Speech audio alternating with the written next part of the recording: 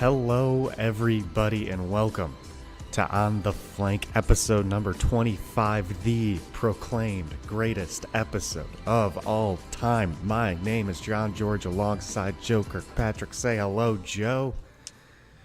Hey everybody, we made it. It's here. It's time. We're doing the thing. We are doing the thing. If you didn't know, if you haven't been listening, today's the day that me and Joe give our 2019 season power rankings out. All 20 teams power ranked. We've been previewing them. We've been giving some hints as to where we think everybody is. But now this is the definitive ranking. Joe, what do you think your power rankings are better than mine, Joe? Do you think you have the key knowledge that no one else has? I don't know. I feel like we'll find out Later. pretty soon here this week. But yeah, I mean, when I was talking about we're here, it's time. I mean, because yeah, the league starts this week too. Yeah. Forget our power rankings. I mean, we've got matches coming up this week. I spent 3 minutes hyping us up, and everyone's like, I just care about the league. I don't know what you guys are talking about. That reminds me of, so I was watching the Super Bowl, of course, because I'm a sports loser, and there was this one guy on like the elevator of our apartment building who asked us who we thought was gonna win the big game, and then my friend responded like in this like long 2-minute like sort of thing that was super smart, and like he was he was like analyzing the game, and then the guy responds like, well, I guess we'll find out in like 3 hours, like and he seemed like he did not know football at all. but I feel like that's what we should do for our podcast, is just like, you don't even give rankings, Joe. You're just like, we'll find out at the end of the league. Like, why do I have to do this? It's all good. It's all good. But to start it off, before we get to anything else, I want to talk about the podcast draft recap, because we were on the flank, participated in a fantasy draft on highnoon.gg against a bunch of other podcasters, and I would like to tell everybody the results, because there were some things we could have done better, some things I think we did okay. If you didn't know, we have people like the Bird Watchers, the Broverwatch podcast. Of course, this is all being hosted by the Overwatch League Network, Man Totemly Drunk, and their fantasy podcast, Foul Play. So you can check out their Twitter for the full results. We also retweeted the full results of the draft for every team. But I think I'm just going to go through our team. And our first pick was Mr. Boombox. I did it for Joe, Philly Fusion man. So I guess to kind of preface what I was going for, because I know I didn't want to tell anybody my strategies last week on the podcast. Basically, in this league, the points are, you get 0.5 per elimination, 1 point per damage, and 1 point per 1,000 damage, and 1 point per 1,000 healing. So based off those stats, it's the most valuable players are Zenyatta players, clearly, because not only do they do damage, they do healing, and they get hella eliminations. So I have 3 Zenyatta players in our starting lineup all ready to go. DPS players in general, probably like the second most valuable, alongside Diva players, because Divas get lots of damage and eliminations, because all they have to do is click on somebody once and then they get the elimination counted for themselves. But also Diva players, according to some people scrimming, Diva players and flex tanks specifically are going to be the flexes for when teams are running triple DPS, and apparently that is a big thing in the meta right now, besides GOATs, is triple DPS.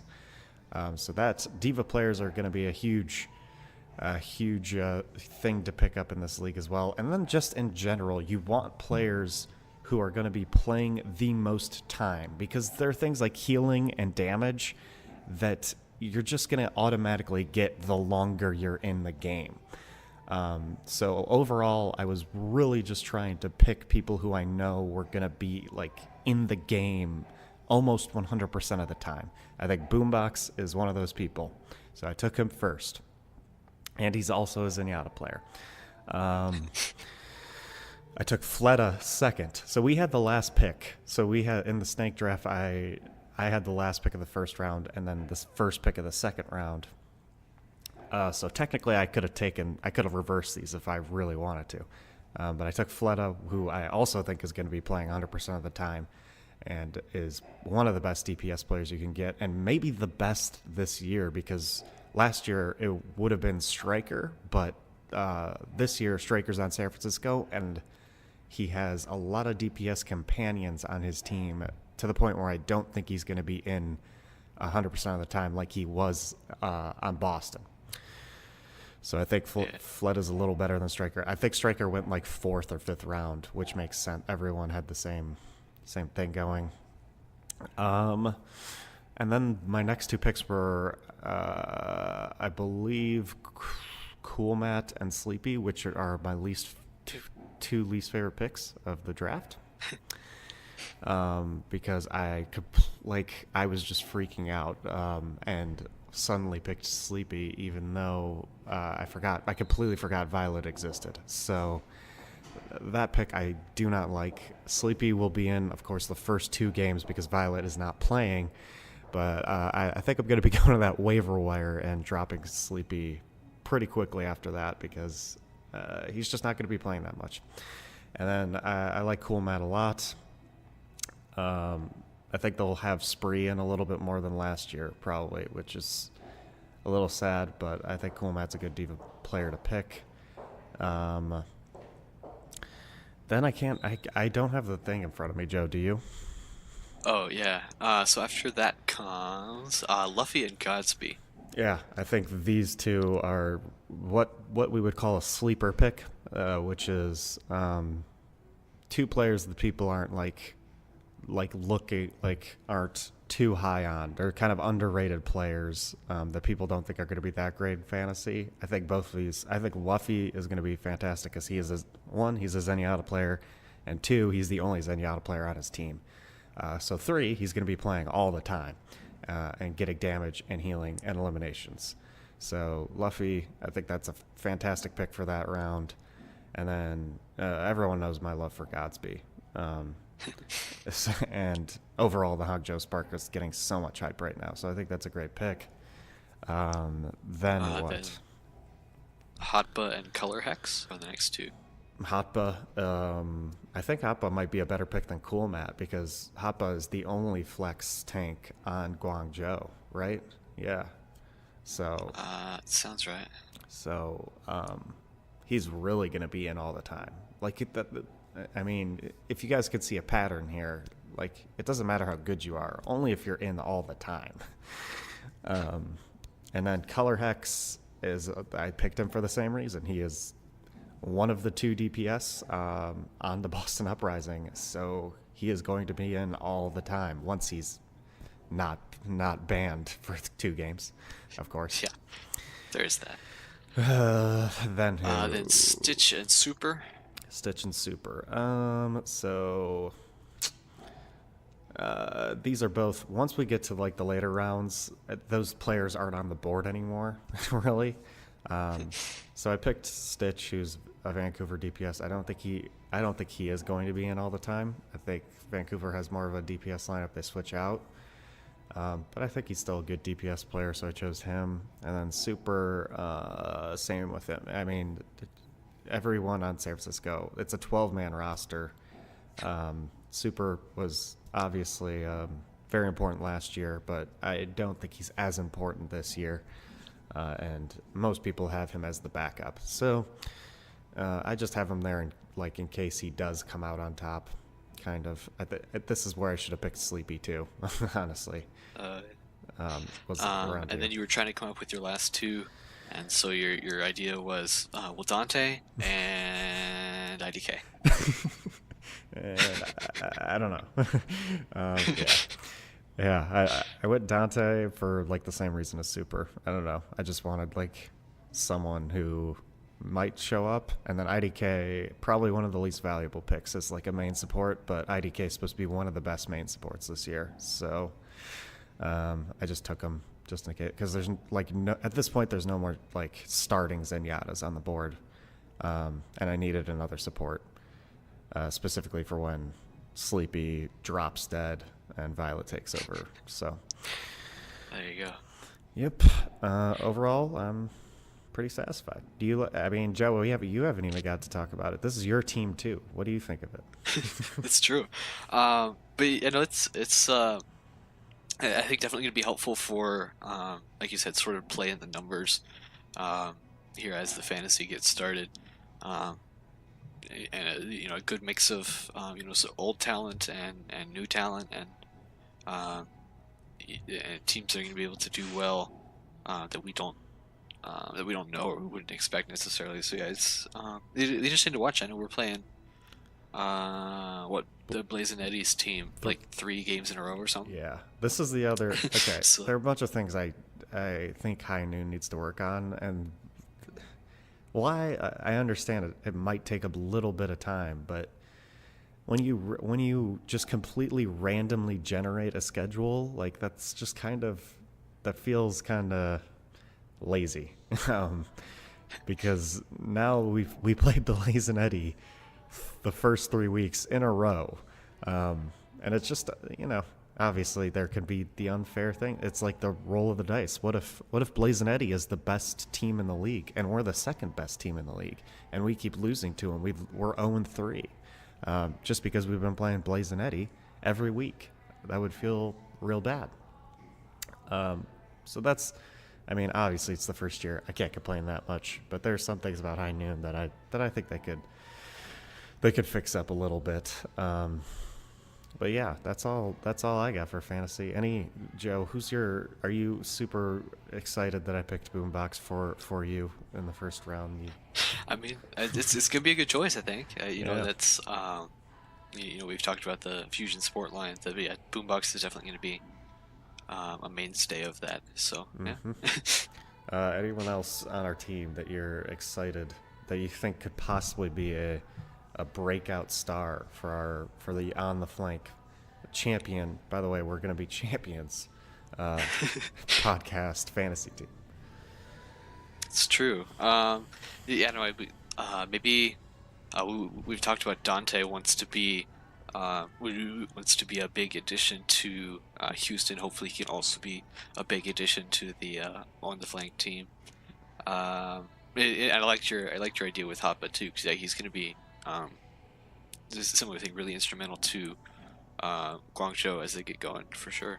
Yeah, and he doesn't even have a picture on High Noon website. If that's not underrated, I don't know what is. He's not even a person to them. Okay, we got a long show. Let's move on. We do. Owl Community Countdown. Maybe it's still going on. There's still today's the talent showdown, right? Today's the CTF. Oh, okay. And then Wednesday is. Wait, today's Yeah. Tuesday, right? Yeah. What the? Yeah, I didn't so know Wednesday's they were the going. Dang. streamer stuff, and then I thought they were gonna give like a day break in between. oh no, it goes right up to it. Wow. I mean, it makes sense. It's a community countdown. They gotta count down to the end. It's true. It's true. Yeah. So this was Joe. This was a little bit of a disaster at first, wasn't it? Yeah. I wasn't watching like as it was happening, but I was like following along on Reddit, and all of a sudden it was just you know, the threads and stuff that were coming up. They're like it's like, what did you expect, really? Why do you call them scrims? Yeah. I don't know. Yeah. I mean, you know me, Joe. I chatted you before this event was happening, and I didn't seem like too hot about it, did I? I was like, it's a thing. It's happening.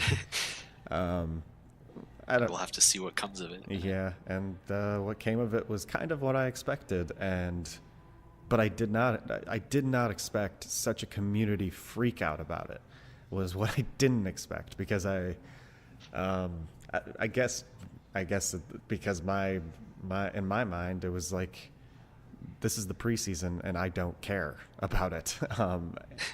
And I honestly went in like saying like this is whatever it is. I don't care if it's like good scrims or whatever. It's gonna take away from opening day, in my opinion, because that's in a week, and I was getting super hyped for it, and now we have this thing that's happening. And the players were, if you didn't know what happened, the players weren't into it. They were playing different positions than what they actually play. You had DPS on Ana and all this stuff going on that basically the teams didn't take it seriously because it makes sense. Why would they take it seriously? Why would they show us strategies? Why would they even try? When it's literally 5 days away from Overwatch League, when they should be holding their strategies for. They're all sandbagging, New York XL style. Yeah, it was. And so then after like the last scrim of the first day and then all the scrims on the second day, they just straight up changed the format to Mystery Heroes. Yeah. I mean, I feel like immediately patched it up, in my opinion, because I don't know. Before, everyone was like, these are team scrims. This is supposed to be serious. And then it was like Mystery Heroes. So the expectation changed to, okay, this isn't serious. Yeah. I don't know. But I don't know. A lot of people took the word scrim and they said, this is supposed to be serious. But I didn't really. Like a scrim is like a scrimmage to me. It's like it feels like practice. Like scrim is almost synonymous with the word practice to me at this point. So I didn't really like. Yeah. I don't know. I know a lot of people had high expectations. I didn't. I came into this weekend saying I want the real thing. I don't want this right now. But I think yesterday was really cool. The 1v1 Ash, 1v1 Anna Paintball. Did you watch that at all? I watched a little bit of that. Yeah. They had. Yeah, I watched. I wasn't in time for the Ash, but I was there for the Ana and Raucus. Okay, I watched the first half and not the second. So there you go. We can inform people on what happened. That's pretty nice. Yeah, Raucus and Closer decided for Ana that they were doing sleep darts only. So that was a fun match. Raucus ended up winning, I think, but that was like it was a real long, slow paced sort of thing. It was fun though. Yeah. Anything cool with the 1v1 Ashes? I'm trying to remember. I think I have to look up now who was playing, but I think I want to say Dia beat Danye. Yeah, I think so. In the Ash 1v1, so Shanghai won. The Twitch chat was excited about that. Did Shanghai beat Chengdu in Mystery Heroes? I think they must have. I didn't I didn't see that, but yeah, because the chat spam was like 2 and 40 or something. so I think they must have. 2 and 40. Impressive. I hope everyone 2 and 40 pug. I hope everyone keeps track of their record throughout the entire season. Yeah, but today's capture the flag. I don't know any. All the expansion teams. Yeah, all the expansion. Oh, that is all the expansion teams. Wow, that's cool. Then tomorrow is the 6v6 show match with the streamers and the talent, and then we finally get the real thing. We get the league. It starts Thursday, February 14th. At 4 p.m. Pacific time. I'm super excited. Okay. Anything else about the community countdown? I mean, Nate. There was this point where Nate and Answer freaked out about it too, which was the first time it seemed to me like Nate was freaking out about something, Yeah, I you can't imagine this is what they intended for, opening week of season 2 to be like. Oh yeah. I mean, that's the thing. A lot of people are calling it opening week. I didn't even consider this to be a part of opening week. I was considering it to start on Thursday, which is just upsetting to me that a lot of people are getting so upset about this, are getting a bad first taste in their mouth, you know? Because I don't know, they had the expectations that this was the beginning of the season, and I was like, this is, they call it preseason for a reason. It's not the beginning of a season. All right. Rules of conduct. Rules and code of conduct. They were released to the public to see. And it was a summary. I don't think it's like I think that means it's not like the full thing, right? So it's a summary. Doesn't sound like it. Summary of the rules. Joe, if you have any points you wanna point out, you can. I wrote 2 down on the rundown that I thought were pretty important. You want to go first? Do you have any rules you thought were interesting? But yeah, I just thought it was notable that that we have them at all. I mean, people were complaining, oh, last season we didn't have any all the way through, and it didn't look like we were going to get any for this season. But I think this is more than we've seen so far at all for the Overwatch League. So it's at least notable that they exist now. So yeah, I completely agree with you there. I'm glad we have them, but there are a couple things I'd like to point out that I think maybe need to be changed, because they go through all the playoffs and everything that's happening, and they never state, if you guys didn't know, it's double elimination playoff bracket for just the playoffs, not stage playoffs, and there's no advantage for the winners bracket champion stated in those rules. So that's important, because in the championship, the winner of the winners bracket will play the winner of the losers bracket, and the winner of the losers bracket has already lost a game, and the winner of the winners bracket has not. So if they just play straight up and the loser wins, then they both have one loss, and a lot of people would call that unfair, and you would want to give the winner a little bit of an advantage going in, because they have yet to lose in the tournament. So that's one of the things. And then instead of, I thought it was pretty important in stage and regular playoffs, instead of best of 5 and best of 7, they're now doing first to 3 and first to 4, which basically is very important for tied maps, because when you tie a map, neither team gets a point. So it basically will completely nullify that map. In the past, they would still count it as a map, kind of. In a best of 5, it would still count as a map, and you would still play 5 maps, and whoever has sort of the best record at the end of that wins it all. But now you need to win 3 maps or win 4 maps instead of a best of. So that could make matches a little bit longer, and maybe make tied maps feel a little worse, because they're just completely not going to count in the playoffs. Yeah, I guess on the other hand, it might be a little bit better for the players, maybe, like in the sense that if you're a team that's behind and you get a draw map, that rather than just reducing the number of maps that your opponent needs to win, that it's not a disadvantage for you anymore. I don't know. That's very true. I imagine, I did not think about that, but I imagine that's the reason why it's in place. Joe, you're so smart. Yeah. Any other rules to talk about? We're going through it now. We're going through the rundown. Any more rules? I don't think so. I mean, just right here at the beginning before we started the show, I was flipping through stuff, and I was pointing out to you, it gets even as specific as that the players aren't allowed to use their own headsets, and they can't have smartwatches or sunglasses on while they're playing. But yeah, it's just a bunch of details. So you might be interested in it later, but yeah. Working for an LCS team in Echo Fox now. I've been backstage there, and they are also very strict about, like, you basically can't take anything onto stage. No phones, no nothing. They have to use their headsets. It's pretty crazy, but it makes sense. They don't want cheaters. So I happen to see here there's a clause about promotional activities and events, which requires teams to allow players to participate in the All Star Week and in the World Cup, Oh. which is interesting.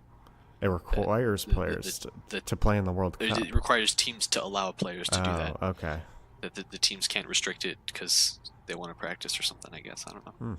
Yeah, well, It's that interesting. makes sense. That I feel like that definitely could happen if that rule wasn't in place. Especially since they're paying these players a lot of money, they might just say, "No, we don't want you to do this other competition." Okay. Yeah, there are lots of. But they're interesting online. rules. You could Yeah, exactly. look them up if you're interested. In. Yeah, there might be rules that you find interesting that me and Joe didn't find interesting. So, yeah, you can go on the Overwatch League website and look at those. Okay, we move on to talent. We talked about talent a little bit because they are going to be competing tomorrow, some of them alongside streamers. But the big changes this year in talent, you pretty much got everybody the same, except we have added Wolf and Achilleos from Korean Contenders. They're coming over, which makes sense. They have 4 games now instead of 3 a day, so they needed another caster duo, and I think Wolf and Achilleos was the choice. I can't imagine choosing anyone else besides these two. Fantastic job in Korean Contenders. Of course, they come from the league a lot like Monte Cristo and Doa did. And then there's... And if you don't follow Korean Contenders, of course, you'll also have seen them in the World Cup too. Oh, yeah. They were one of the Yep. duos from there. Mm-hmm. And then you have a bunch of new league insiders like Danny Lim, Emily Tang, and Mika Burden. Mika from NA Contenders, and then you've probably seen Emily in Overwatch World Cup stuff. And then Danny Lim's already been in Overwatch League. But yeah, the other change is Reinforce. Of course, we know about him, but apparently we should keep an eye out for appearances by him and other special guests. Don't know what that means, but we should keep an eye out, right, Joe? Yeah, that's all they're saying at this point, but we'll see. But yeah, everyone's the same. I'm glad they didn't change anything. Are you glad? I like the team a lot. Yeah. This is they've given them a break now here in the off season, and it's time to get going. Yeah. I also highly recommend the video that came alongside it because I think it's a funny video. These guys are not only the talent team, but they're funny too. All right. Fearless. This is actually a big piece of news. Yeah. Specifically for our power rankings. It did affect my power rankings, but Fearless is not going to be playing for the Shanghai Dragons for now, at least. He is in Korea because of health reasons. He's staying in Korea. So he's not going to be here in Los Angeles for the first week for Overwatch League. Their main tank, and I believe their only main tank on their roster. So that's even bigger for Shanghai. This was out of just nowhere. I mean, this is huge for Shanghai, right, Joe? Yeah. And sort of the response to that, although I guess it hasn't been officially announced yet, but sort of the response to that makes it seem like perhaps this was more expected or at least planned for on the part of Shanghai, because I mean we can just sort of add this into the discussion that there's speculation now. There's a tweet from the Overwatch Beacon Twitter account that says that apparently Boston has transferred Gamsu to Shanghai, which again hasn't been officially confirmed yet. But yeah, that's interesting. It really makes total sense. Boston's sitting with a surplus of main tanks, and Shanghai, without one. That's it's definitely going to be the way to go. I can see Boston starting Axiom and Note easily enough. Yeah, here in stage 1 and doing pretty okay. Yeah. Yeah, Gamsu would be a great replacement. I think Gamsu's one of the best main tanks, consistent, smart guy. I think Boston would be missing out there if that is actually true. But Axiom's pretty good, and they also have fusions, right? So. Yeah, he's their two-way player, so he's limited, but yeah. If they need him, he's there. It's true. The other point the internet was making was that, sure enough, now this does mean that it's another another Boston player that Huck has sort of gotten rid of now. In addition to striker and mistakes and everybody, it's Yeah, it's all happening. anyway, it'll be Some of them he's not getting rid of. It seems like a lot of them want to go on their own. it's true. It's true. Yeah, but we could in turn say that is Huck's fault because they have been blaming Huck for them wanting to leave. So you could definitely blame Huck. Okay, the other piece of news. Lots of roster news. I did not expect lots of roster news. Like I didn't. On opening week. Yeah, I did not expect one roster news, let alone three here. Atlanta promotes Dogman, which is fantastic. I've been a huge fan of Dogman. I mean, they had a little bamboozle going on there. Dogman was like looking for team, and everyone was like, "What? Why would you drop Dogman?" And then Atlanta was like, "Nope, we picked him up."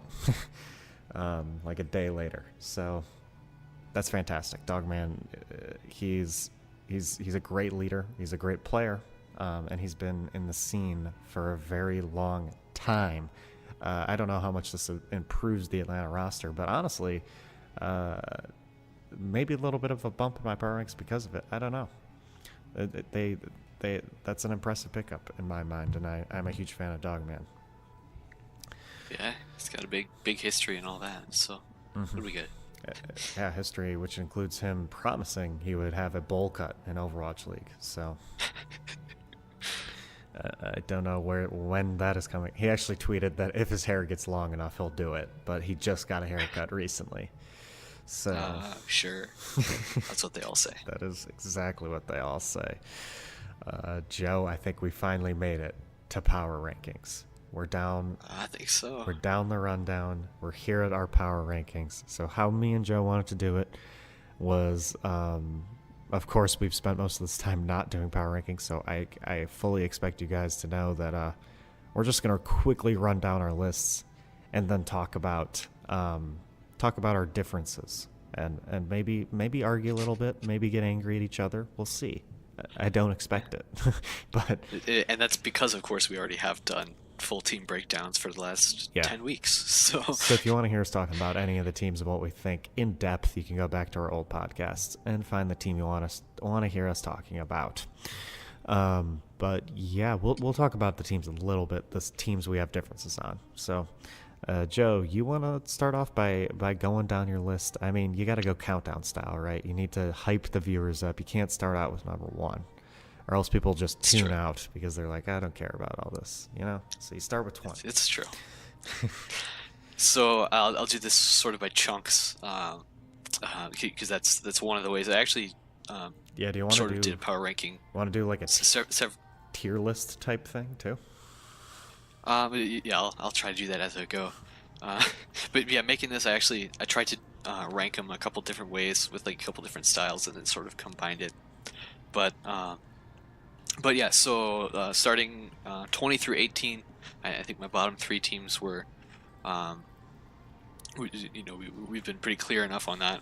20 is Washington Justice, 19 would be Florida Mayhem, and 18 I have the Chengdu Hunters. Of course. Those three.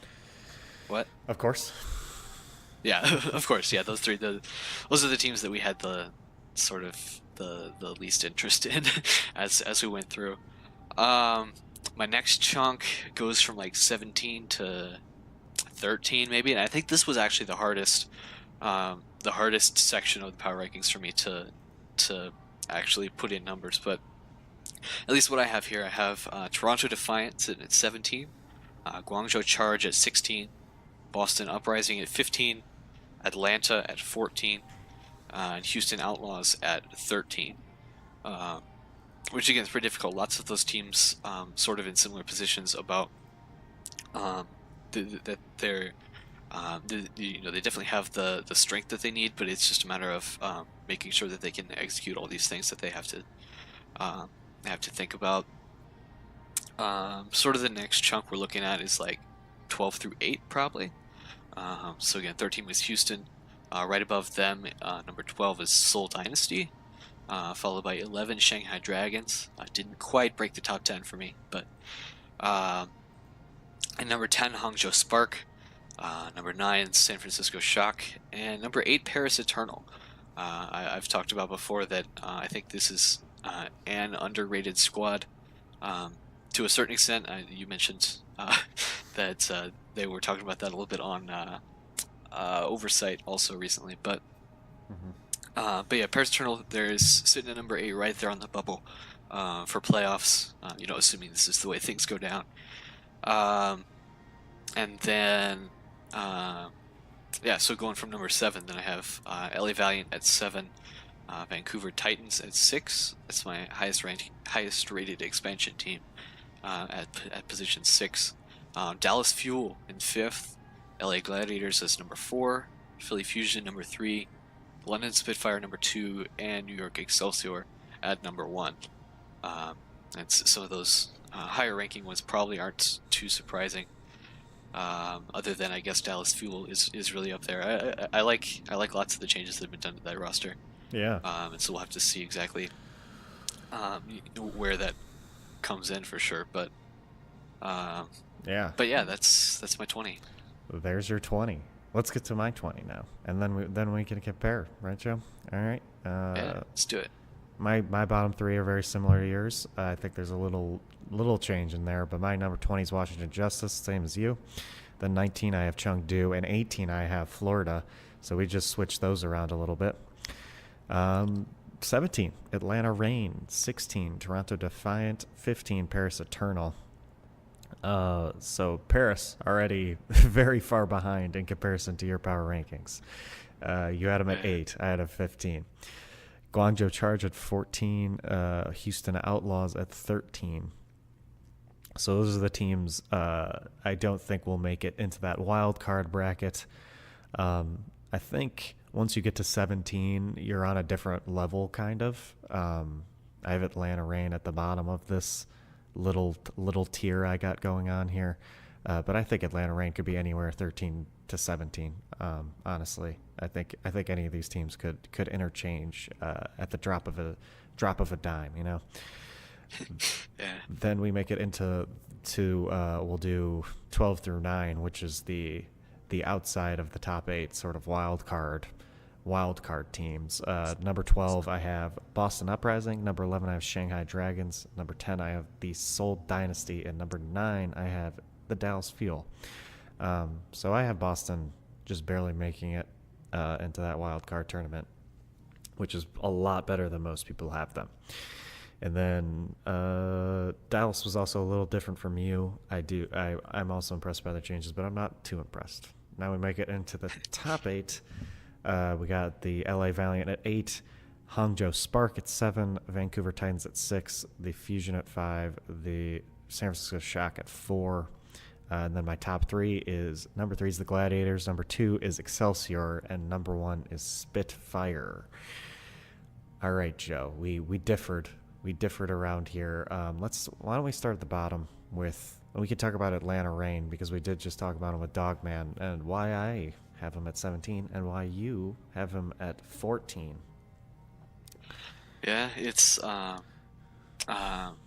me, like I talked about, sort of that 13 through 17 range. Well, and you said it too. Is really really floaty, sort of. I think it's fair to say.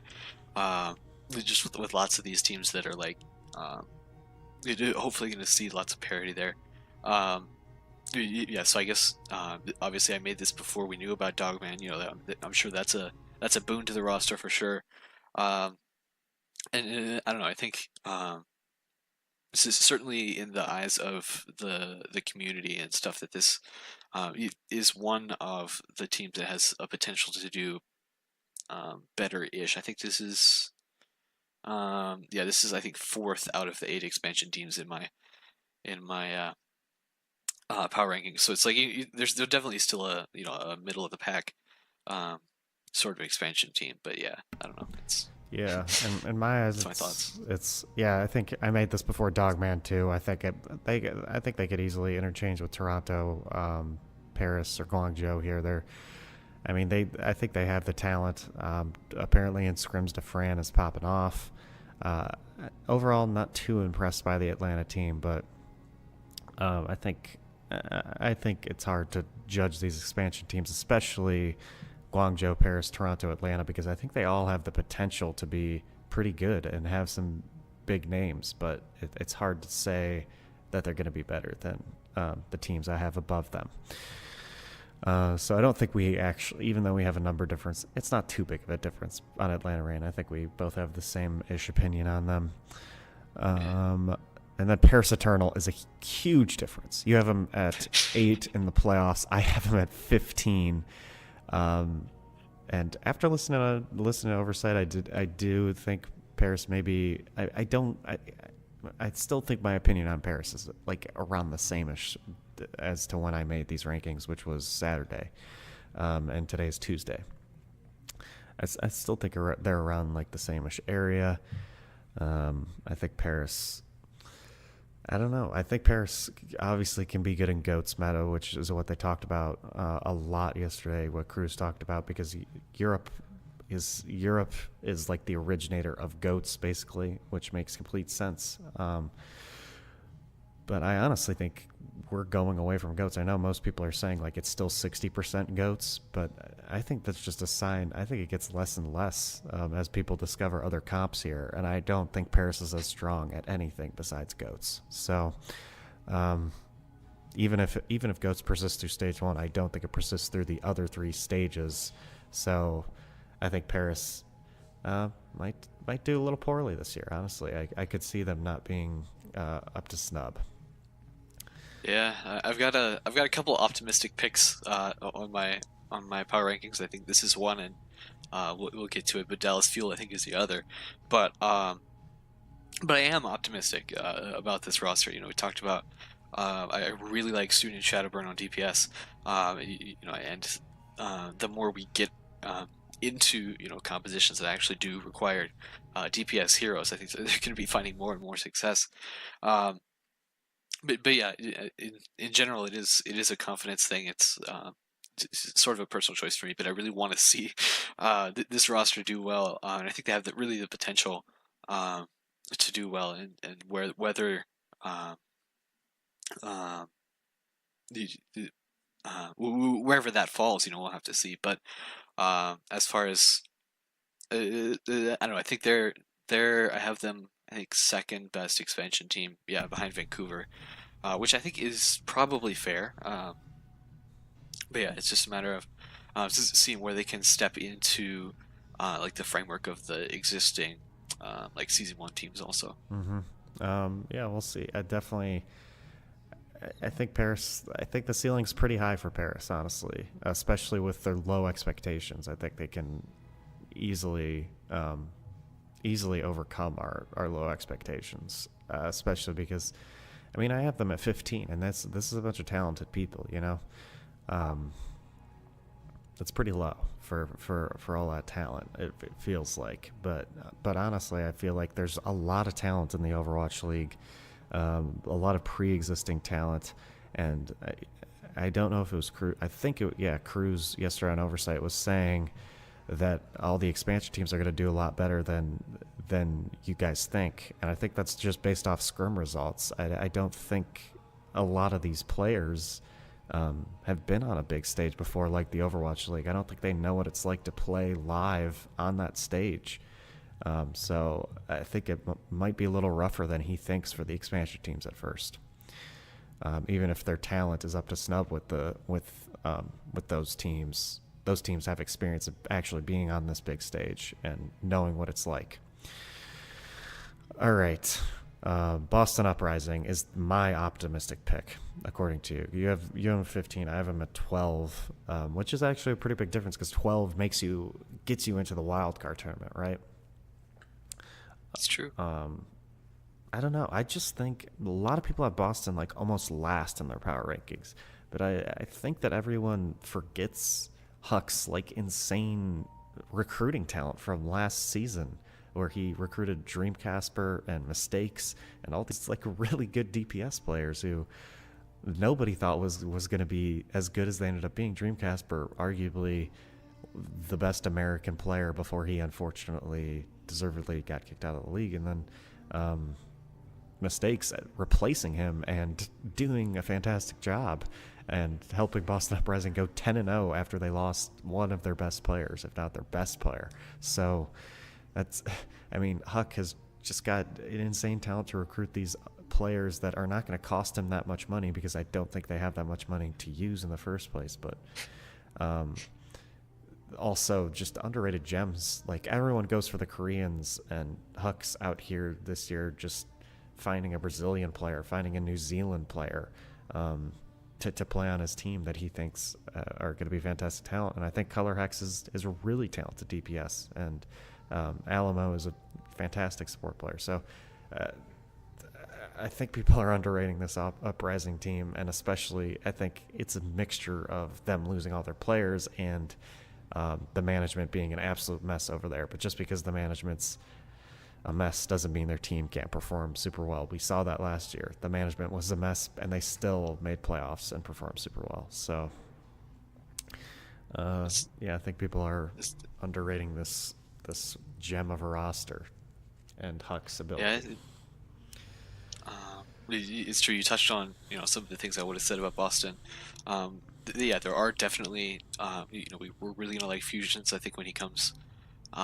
And does the things he does, although I think he's suspended for a couple of games. Or no, it's Color Hex. Yeah, Color Hex. But yeah, lots of individual talent here for sure.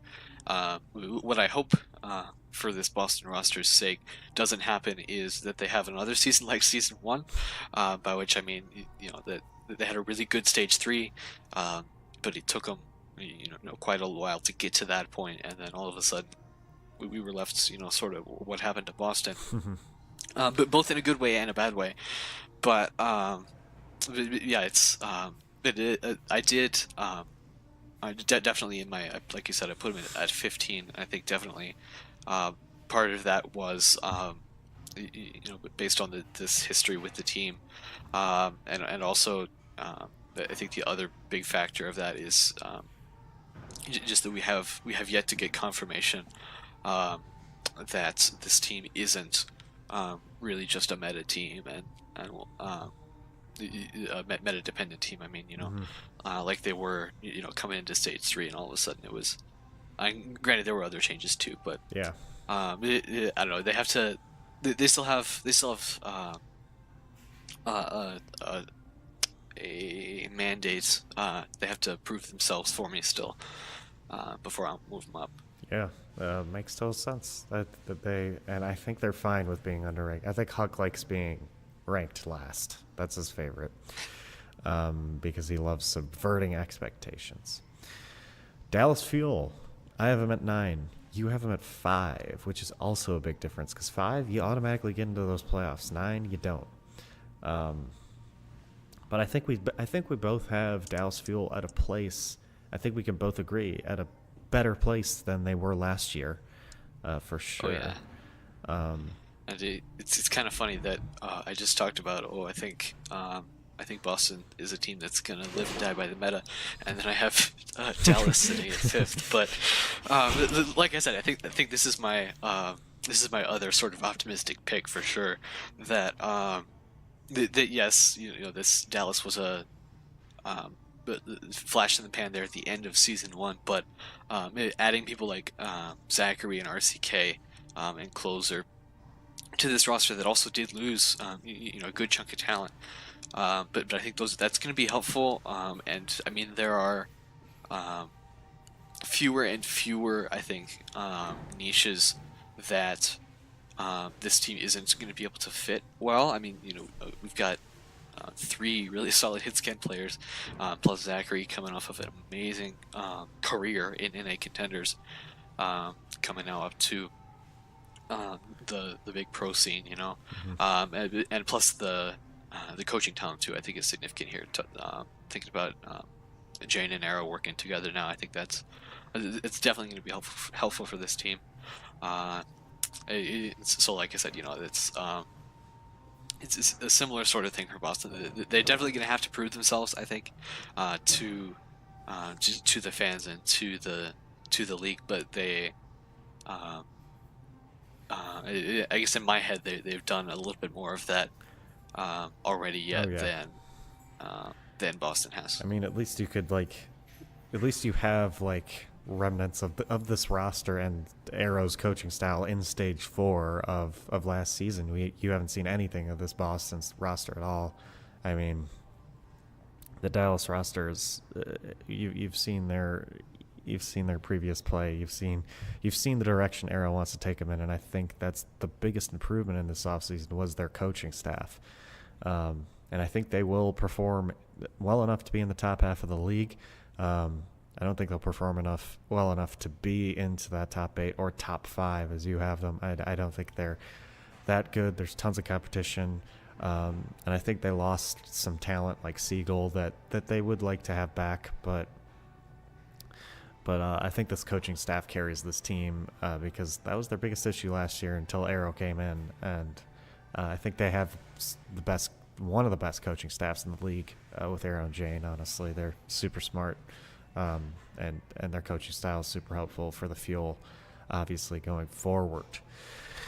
Who's next? Hangzhou, Spark. You have them at 10. I have them at 7. Once again, a big difference because they would both be in the wildcard tournament.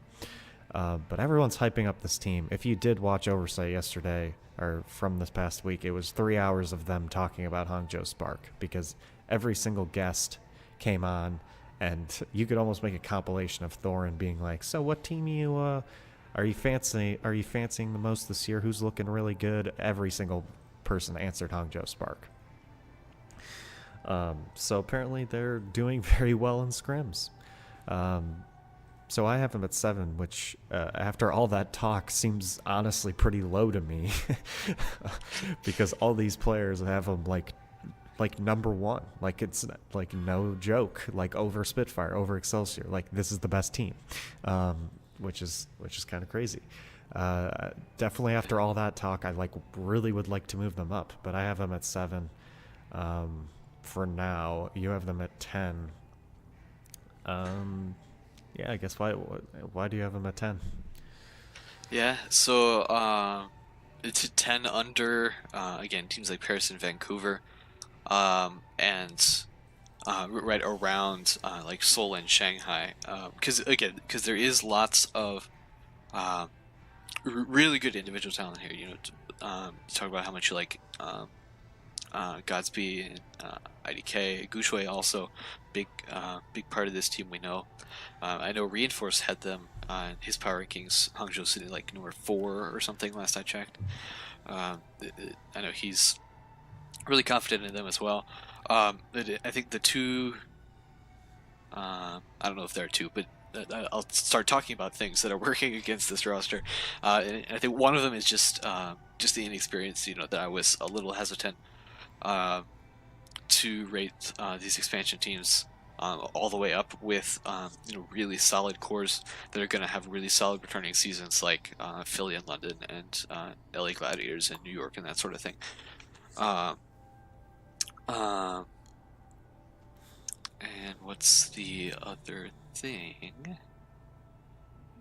Maybe it'll come to me. But yeah, this is definitely a team that's got it's got some stuff that it can be doing for sure. I think they're definitely going to make a splash in the league, not only because of their colors, but yeah, I don't know. It's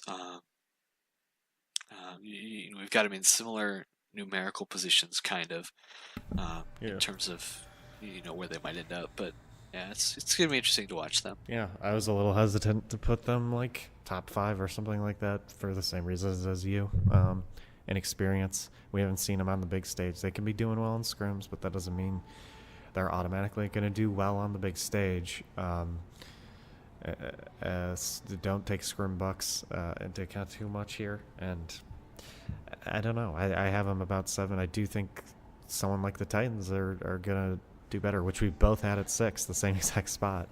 And I think people are kind of down on the Titans right now, mainly because they just got to America, basically. which reminds me of a team who made the grand finals last year, Philadelphia Fusion. Uh, Last second, didn't even get to practice too much because of how late they got to America. So I don't think that's as big of a disadvantage as people think, especially for runaway, like especially for the Titans. Like this is a core roster that has practiced with each other for a super long time. They don't need it as much as someone like the Fusion did, and because they were a mishmash of everybody, but the Fusion still performed super well despite that. So yeah, Hangzhou Spark about 7-ish is where I got them. I think they'll do super well though, and I'm excited to see all this hype around the expansion teams. The other big one is San Francisco Shock because I have them in my top 4 and you have them at number 9. Joe, why do you have such a talented roster at number 9? Do you see all this talent? Yeah, so this is trying to think my a choice to compare this to. I guess this is like my Paris choice, sort of. I think Paris in general is relatively underrated, but I think San Francisco Shock in general is a little bit overrated. And I mean, we've talked about this roster had an okay season last year. Um, Sort of did some trimming of the fat with their roster, brought in Violet and Striker, Rascal and Smurf over 3 different roles there. But that I'm not convinced that individuals like that are going to be able to turn this team around, and not even around because it's not like they were doing badly or something, but that I'm not convinced that Striker by himself or Violet by himself is going to be able to turn San Francisco Shock from like a 8th place team or whatever they were into a good contender, quite on their own. That again, it's going to be a matter of how the team can come together with their team play and with their building on the talents of the individuals. It's definitely fair to say that they've upgraded for sure, but I don't know how. I don't know if I can say that those upgrades are enough to like rocket them up into again, like I think you mentioned that where lots of people are putting them, really high. I know less of the talent have them in like the top 4, I think, from their sort of season preview thing they posted a couple days ago. Yeah, I don't know. I'm not quite convinced that these individual changes are going to add up to be enough. Yeah, I mean, what I could see happening is sort of a London Spitfire situation with just they had the full 12-man roster, and I don't think London was good when they had that full 12-man roster because they felt like they needed to plug and play everybody until they figured out exactly the roster they needed, and that might take some time for Shock. But I really like the talent. Reminds me a lot of London in a way because London had 12 really talented players, and I think San Francisco also has 12 really talented players. But I think there are some clear outliers that are not going to be on the team by the end of the season, like Baby Bay, and all these. I think there's some clear players who don't have too much of a role going forward because they have 5 DPS players. But I see someone like Striker. I mean, Striker was arguably the best DPS player last season. That's a fantastic pickup, and that could definitely be considered one of the best pickups of the offseason, alongside Krusty, his old coach, who came into San Francisco Shock last season, and ever since when he came in, they performed significantly better, alongside Sinatra and Super, who turned 18.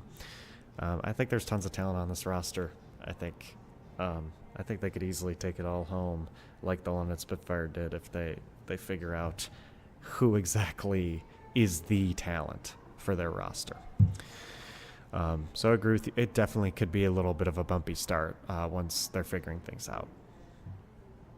But yeah, I mean, I guess we have a different number one. You have New York, I have London. Um, but It's gonna be back and forth, I yeah, think. I don't. It's Yeah, I totally could agree with you. I just like London's roster a little bit, and they won last year. And I think New York is a just chokes in general, and I cannot trust them to win a championship or win in playoffs ever again. So, um, yeah, that's. I mean, anything else with the power rankings show? Any differences you want to talk about before we preview next week? Preview the first week. Jeez. yeah, I don't think so. I think it's better get to it at this point. Yeah. Let's. Stage one, week one. We're here for it. So we're gonna go every week with our preview. We have a nice little outline. We're gonna go through storylines to watch and then preview specifically 4 matches that we pick. We don't have time to preview every match. There's 16 matches a week. That's a lot. I don't think we can do that. So we're just going to preview our favorite 4. And maybe we'll touch on other matches briefly in our storylines to watch. So, Joe, obviously, week 1, they decide to stuff in every storyline they possibly could into this week, which is fantastic. I'm so hyped. One of the biggest storylines is going to be, of course, the London Paris, which we're unfortunately not going to get into as a preview. But London Paris, that's the Battle of EU. We already got it in the first week. It's Paris's first game in general, and it's the one where they have to prove that going a full European roster versus a full Korean roster was the way to go, not only to please their fans, but to win. Joe, do you think? I mean, do you think they can do it? Do you want them to do it? I think that would be really the I think that would be an amazing way to start off the week. Honestly, not only taking off their fellow EU team, but also to hand a loss to the defending champions. Now they're in the first week. That would be super cool. Whether it's going to happen, I'm not quite convinced about that. But that is the first game on Saturday, 3 p.m. Eastern, so I guess noon Pacific. Noon. Yes. On Saturday. Yes, it is. That's going to be a hype game. I have to work Saturday. Oh boy. I wonder when Echo Fox plays on Saturday. Okay. Because I want to watch that match. Another big storyline to watch is Shanghai versus Hangzhou, which is a match I would love to preview. But there's so many good matches this week.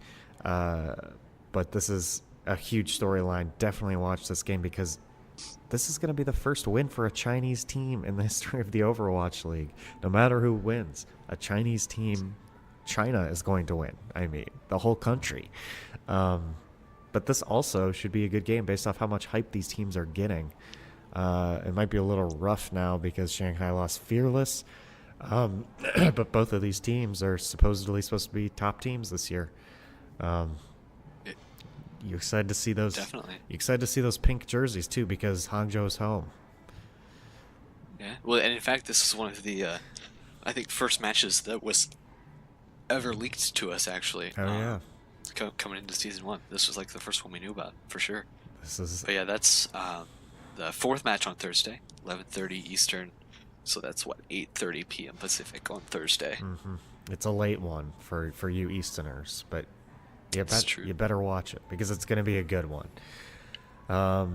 The other one we want to point out, because we feel like we don't have too much expansion team representation in our previews, but a nice little story around to watch is Atlanta versus Florida. 2 teams we sort of had towards the bottom of our power rankings, but you have the DeFran versus McDonald's sort of storyline there. But I think it should be a good matchup because we get to see what the new Florida Mayhem roster looks like. Everyone isn't too hype about them. But we also get to see the expansion team, and we get to see DeFran play professional Overwatch for the first time in like a year and a half-ish, maybe 2 years. It's been a while. It's true, and that's the only time Florida's playing that week. Atlanta also plays Philly on Sunday, but that is match 2 on Friday, 8:30 Eastern, 5:30 Pacific. Yes, sir. Let's get into the games we're going to go in depth on, the previews, the games we are going to pick winners for. And you can't go this week without previewing the first match of them all, Philadelphia Fusion versus London Spitfire, the rematch of the grand finals. Joe, you are a Philadelphia Fusion man, so maybe there's going to be a little bias in your preview here. But what do you think of this matchup? As a Fusion fan, are you excited for the chance to get redemption right away, or would you rather have an easy matchup and start off the season 1-0 guaranteed? I mean, they're playing Atlanta on whatever Saturday, I think, or Sunday. They're playing Atlanta on Sunday, so I mean, hopefully that'll be a win if nothing else. But I think definitely this is the way to set it up. You want to have a really good, strong opening day. A really nice match here. We'll get to see. This will be our first Overwatch League match ever, I think, played on Rialto. Once they get to map 4 for that series, so that'll be cool. But yeah, being able to see lots of different stuff going on in this series. I think Ilios, which is their first map, is probably going to be super interesting. This is, again, already they're behind. Actually, before I say that, let me double check. Because they're playing on the patch with the D.Va nerf and the armor nerf, but not on the patch with... I guess so that's the one that's on the PTR currently, is the one that has Paris. So I think it is still technically live, isn't it? Yeah, so they are playing on the live patch. Had to double check that real quick. But yeah, to see this evolution of goats, the Ilios, I think in particular, is going to be just the way they play that with lots of different types of strategies. It's going to be interesting to watch. But yeah, I don't know. I mean, I think definitely there is the potential for the redemption for sure. That's what I'll be rooting for. I mean, I'm gonna kind of have to. I'm gonna start off my preview of it by saying I think it's gonna happen. I think Philadelphia is gonna win this game. Sporting the new black jerseys, which by the way I think look super clean. I love the black, and I do think they're gonna pull this one out, pull off an upset. I think they've been wanting this one probably ever since the grand finals happened and they ended up losing to the London Spitfire. I think they've been wanting this rematch for a while. I think they're ready. I think people are hyping them up as a really good GOATS team, which is surprising to me because they are historically a really good DPS team, and they made it to the finals because the meta was so DPS reliant at the time. So that was really surprising to me to hear how good players were rating them as one of the best GOATS teams. So I think in this meta, and I think with all the hype around this match and how much more they're going to want to win this game than London Spitfire, I think they take this. I think it goes 5 maps. I think 3-2. What do you got, Joe? Yeah, I think it wouldn't be an opening match without it, without 5 maps. I mean, but yeah, I think I would agree. Like I said, I'd love to give the edge to Philly here, but yeah, it is also going to be very close. So yeah, I'll just agree and just cop out. But yeah, let's say 3-2 for Philly, I think here. All right, and that game is the first game of them all for Pacific time, 7 Eastern time on Thursday. Our next game is also a Thursday game, and that is 10 Eastern time, 7 Pacific. That's the third game of the day, and that's Seoul Dynasty versus the Los Angeles Gladiators, which is big because Fissure, of course, former LA Gladiator, is playing his old team, but it's also big because both of these teams, I think, made some roster moves that has everyone super hyped up. They were number 3 on my power rankings. Gladiators were. And I think Seoul had a disappointing season last year. Hopefully, their roster changes are going to make them better, and we get to see right here, right now, in this game. But Los Angeles Gladiators, the big thing to point out is they do not have Decay because he hasn't turned 18 yet, I don't think, and he will be very soon, I believe. So they don't have Decay for this specific game, which is probably pretty big because I think a lot of people think that he's their guy. He turns 18 February 27th, so they don't have him for like 2 weeks, 2 weekish. Wow. Yeah, so that's actually pretty big for the LA Gladiators. With that in mind, Joe, who do you think is going to win this? It's a good question. I mean, if we go, just off the power rankings that we have, I'd have to give it to LA Gladiators. But yeah, this is definitely one of the matches like this first one, and I guess that's why we're highlighting it. It's definitely not clear, unlike some of these other ones, how this is going to go for sure. I think this is probably more of an important match for Seoul than for LA. I think it's fair to say. Coming in here, obviously, this is both of their first matches of the season. But I think definitely Seoul has more to prove here. So maybe because of that, in addition to my power rankings, I might have to give the edge to LA Gladiators. Actually, just because when you're obviously when you're only playing 28 matches in a season, every game matters even more than they did last year, and it's hopefully not going to be a pressure thing for Seoul, but if it does, I think LA is going to be there to pick it up.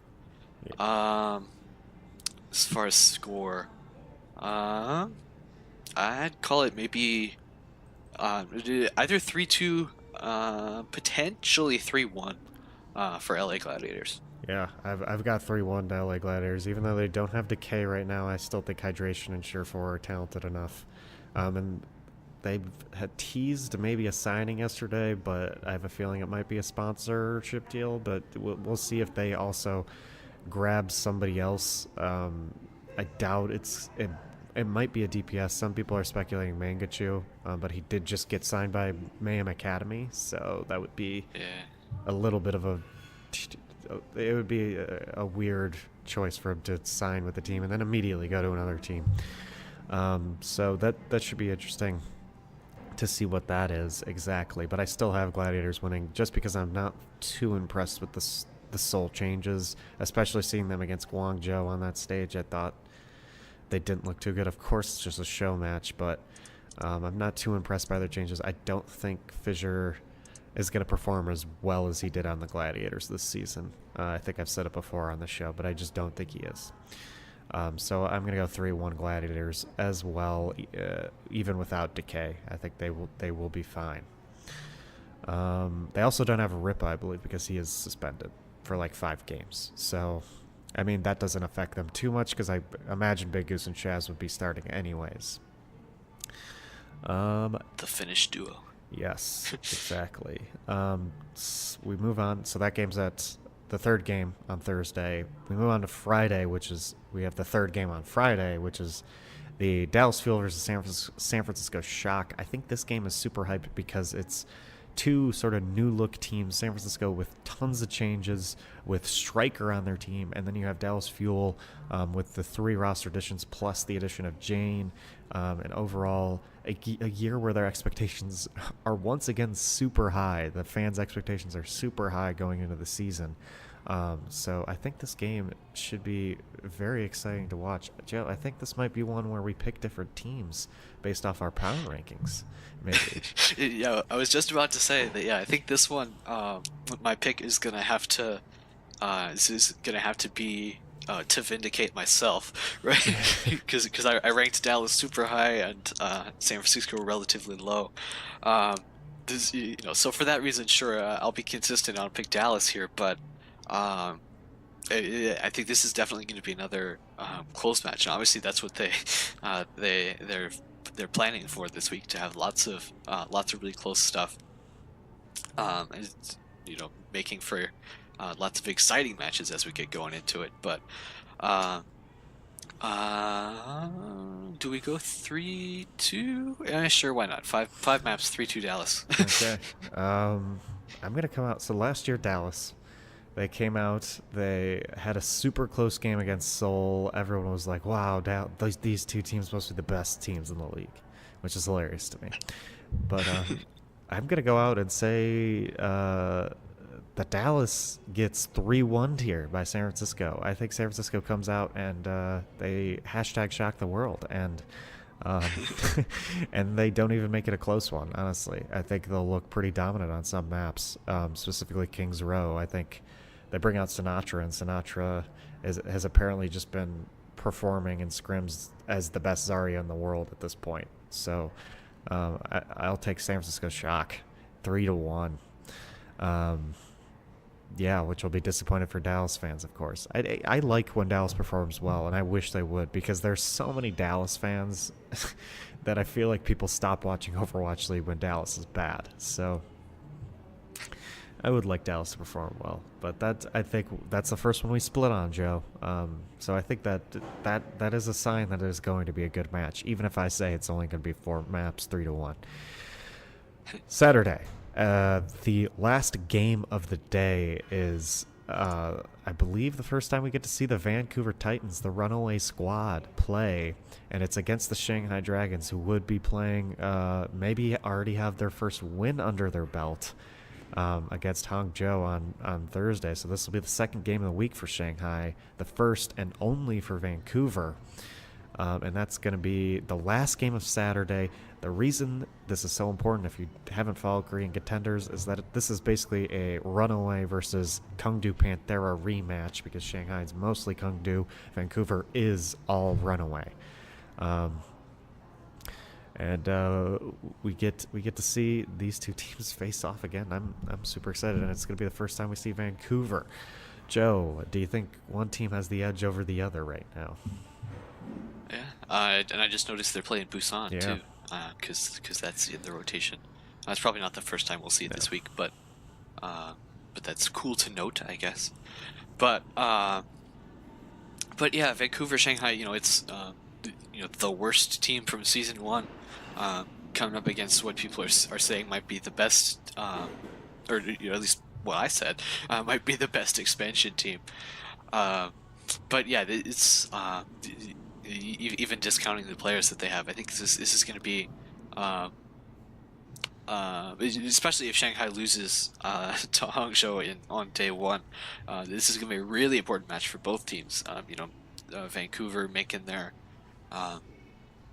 first imprint into Overwatch League, and Shanghai, either looking for their first win or looking to cement the first week of a comeback, but yeah, this is gonna be close for sure, which again I'm sure is why we selected it. Yeah.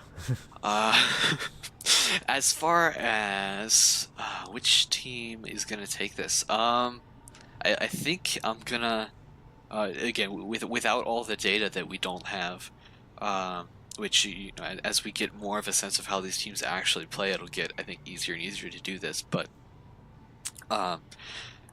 without all that, I think I'm gonna go back to my power rankings again, and give a little bit of an edge here to Vancouver. Just purely from the rankings I came up with, really. But as far as the score, I've called 3 5-map series, I think, so far. But I don't necessarily want to make this a 3-1 either. So maybe, I have no reason to do this, but let's say 2-1 for Vancouver. Oh, there's going to be a little tie in there. That's We'll a big have a prediction. draw in there somewhere. That's a big prediction, Joe. I like Like I said, I have absolutely no reason to say that. But yeah, this is so hard to do, but I honestly think Shanghai Dragons are going to start 0-2. They're not going to get a win this week. And I think they could easily go 0-2 and have both games go to 5 maps. In fact, I'm going to say this goes to 5 maps, and Vancouver wins 3-2 in the end. That's so sad, because Shanghai all hyped up. It's just hard to predict them to grab a win with questions at the tank position right now. If they have Gamsu, they do have a pretty good chance of winning this game. But if they don't have a main tank, I don't see them winning either games, honestly, because I, they have apparently they have their DPS players playing main tank right now. They just don't have anybody. So they better get someone fast. But yeah, I got Vancouver. Even if the assumption was Gamsu is on Shanghai Dragons, I still have Vancouver winning 3-2. Because even if they do have Gamsu, that's a brand new player you just got like 3 days or whatever before this match even starts. So yeah, Vancouver. I think Vancouver will take this one 3-2. Shanghai, unfortunately, 0-2 to start the season. But they can't go 0-40, and that's the big thing. It's true. All right. Any other last second storylines you want to plug in, Joe, before we end the show? I feel like we've mentioned probably half the matches from this first week. Yeah. But I mean, I'm sure lots of people will be watching half the matches or all the matches from this first week. Yeah, they're all fantastic. I'm a little underwhelmed by Sunday, but besides Gladiator's shock, Yeah. and Fuel Dynasty should be good too. But yeah, it's weird to be underwhelmed about that day, but that's just because that has two matches that I think might not be that good. Because all these days have like really good matches throughout the entire lineup. Friday might be the most disappointing day, actually. Yeah, Friday doesn't look too good, but well, I'm so excited. We're finally here, Joe. The next time we record a podcast, 1 week will be down. We will have actual matches to talk about that have happened. That's crazy. We haven't had that in months. But yeah, thanks for joining me, Joe, on this extra long On the Flank with our power rankings involved with a preview. Next week we will be back with the recap of the week before, and I don't know, maybe we continue to do the power rankings throughout the season. Who knows? That might be something we do. Every so often. Yeah, maybe after every stage, because I yeah. think that'd be pretty cool. Yeah, that'd be good. So as far as social media goes, if you want to follow us on our Twitters, you can follow me at JWGeorgeIV. You can follow Joe at Kirkpatrick_Inc. That's INC. You can follow our show's Twitter at On The Flank Show. Is there a handle? And then we have an email, ontheflankshow@gmail.com. Of course, you're listening to this in one way, but if you want to listen to it in another way, you can go to ontheflank.podbean.com. You can go to my personal YouTube channel, John George. You can find it on my Twitter. And then if you are an iPhone user, you can find us on iTunes or Apple Podcasts. If you are an Android user, you can find us on Spotify or Google Play. Thank you guys for listening, and everybody enjoy week number 1 of the 2019 season.